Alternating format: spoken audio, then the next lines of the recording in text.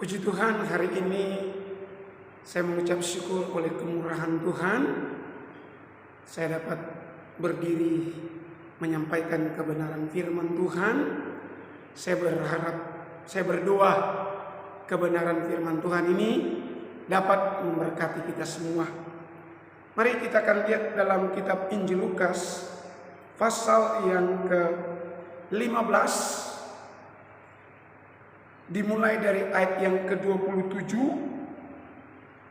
Jawab hamba itu, adikmu telah kembali dan ayahmu telah menyembelih anak lembu tambun, karena ia mendapatnya kembali dengan sehat. Maka marahlah anak sulung itu, dan ia tidak mau masuk. Lalu ayahnya keluar dan berbicara dengan dia. Tetapi ia menjawab ayahnya, katanya, telah bertahun-tahun aku melayani Bapa dan belum pernah aku melanggar perintah Bapa. Tetapi kepadaku belum pernah Bapa memberikan seekor anak kambing untuk bersukacita dengan sahabat-sahabatku. Tetapi baru saja datang anak Bapa yang telah memboroskan harta kekayaan Bapa bersama-sama dengan pelacur-pelacur. Maka Bapa menyembelih anak lembu tambun itu untuk dia. Kata ayahnya kepadanya, anakku, engkau selalu bersama-sama dengan aku, dan segala kepunyaanku adalah kepunyaanmu. Kita patut bersukacita dan bergembira, karena adikmu telah mati dan menjadi hidup kembali. Ia telah hilang dan didapat kembali.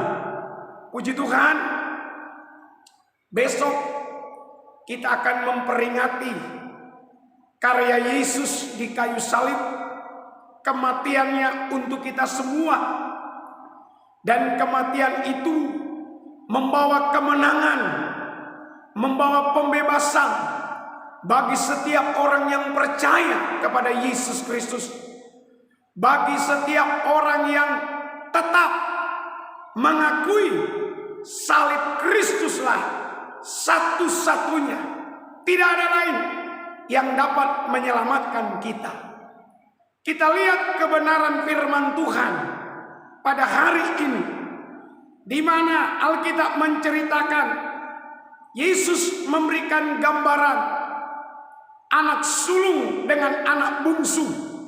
Hari ini kita akan melihat bagaimana kehidupan anak sulung ini mewakili orang-orang yang percaya yang ada di bumi ini, yang modelnya hampir sama dengan yang digambarkan oleh Yesus ini. Seringkali kita mengalami kondisi di mana kita tidak nyaman karena orang di sekitar kita diselamatkan, karena orang di sekitar kita mengalami mujizat, karena orang yang ada di sekitar kita mendapatkan remisi, pembebasan. Seringkali kita komplain dengan ini. Itu yang digambarkan Yesus antara anak sulung dengan anak bungsu ini. Ayat 27, jawab hamba itu, adikmu telah kembali dan ayahnya telah menyembelih anak lembu tambun, karena ia mendapatnya kembali dengan selamat. Pesan ini luar biasa di mata hambanya ini, di mata pelayannya ini. Melihat kenapa bapaknya melakukan ini, karena bapaknya begitu sukacita. Tadinya anak yang bungsu ini sudah dianggap mati, sudah dianggap tidak ada. Tetapi ketika anak bungsu ini kembali, seorang bapak ini berkata, tadinya dia sudah mati, tapi sekarang dia telah bangkit. Namun ada yang komplain, anak sulung Dia menjadi anak yang sangat tidak setuju dengan keputusan bapaknya, dengan sentuhan hati bapa. Apa yang dikatakan oleh anak sulung ini? Dia marah. Dia tidak suka akan pengampunan.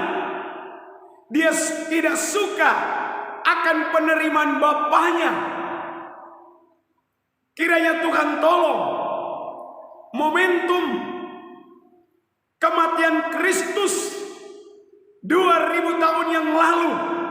Mari kita memperingati bersama-sama dengan mengingat bagaimana dia telah berkorban untuk manusia, khususnya manusia yang percaya.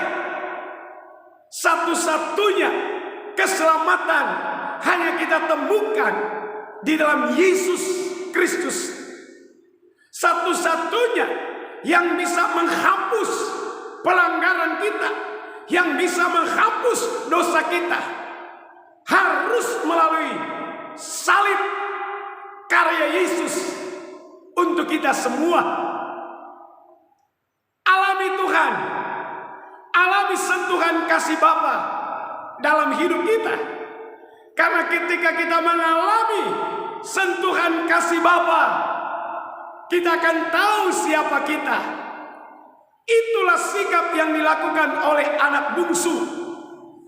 Dia sadar, dia mengerti bahwa ketika dia mulai jauh dari kasih Bapa, dia tidak lagi mendapatkan pemeliharaan, perlindungan dari kasih Bapa. Dia mengalami kehampaan yang luar biasa. Itu sebabnya tekad dia kembali.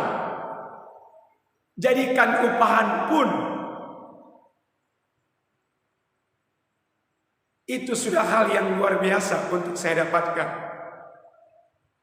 Tapi sebaliknya, anak sulung komplain dengan sikap hati Bapa. Dia mulai uraikan semua kesalahan dari adiknya. Bagaimana adiknya telah menghabiskan kekayaan, menghabiskan semua pemberian bapaknya. Dengan kata lain, tidak menghargai pemberian bapaknya. Sementara aku di sini ada di dalam, tapi tidak mengalami. Sangat ironi apabila kita ada di lingkungan Bapa, apabila kita ada di lingkungan keluarga orang tua kita, tapi kita tidak mengalami sentuhan Bapa. Bapaknya berkata, "Anakku, bertahun-tahun engkau bersama-sama dengan aku. Apa yang menjadi milikku, itu juga menjadi milikmu." Dengan kata lain, Bapa di sini sedang memberikan penegasan. Dia bukan Bapa yang tidak adil. Dia bukan Bapa yang membeda-bedakan.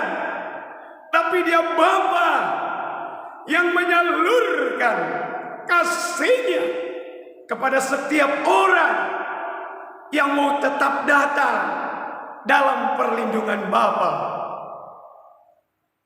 Dia berkata, "Aku ini dengan teman-temanku tidak pernah merayakan seperti yang Bapa buat untuk adikku ini." Wah, bukankah ini sebuah pernyataan yang sangat ironi? Dia ada di dalam, tapi dia tidak merasakan bahwa dia ada di sekitar Bapa. Menganggap dia orang asing. Sampai-sampai bapaknya ingatkan kembali, "Nah, kau tahu apa yang punya Bapa itu juga punyamu. Apa yang menjadi milik Bapa di surga, sukacita, ketenangan, damai sejahtera, milikilah itu. Alamilah itu. Sehingga kita bukan menjadi umat, jemaat yang terlalu cepat menghakimi, yang terlalu cepat menjas seseorang. Ketika dia jatuh dalam dosa, lalu dia datang dan bertobat, kita langsung bilang, tidak ada lagi pintu seharusnya untuk dia. Hari ini, kematian Kristus ingin memulihkan kita kembali, mengingatkan kita kembali bahwa dia mengasihi kita. Bukti dari dia mengasihi kita, dia serahkan nyawanya. Dia berkata, Bapa, bukan seperti apa yang aku mau, tapi jadilah seperti apa yang engkau mau. Dia tahu ada saya yang perlu diselamatkan. Dia tahu ada saya yang perlu diampuni. Dia tahu ada saya yang harus dipulihkan. Momentum memperingati kematian Yesus di kayu salib hendaknya menjadi renungan bagi kita semua. Alamilah hati Bapa itu, alamilah sentuhan kasih Bapa itu, sehingga kita akan mengalami sukacita yang besar. Bukan seperti anak bungsu ini, ada di areal Bapa, ada di sekitar Bapa, tapi tidak mengalami suasana Bapa. Alamilah hati Bapa dalam hidup kita.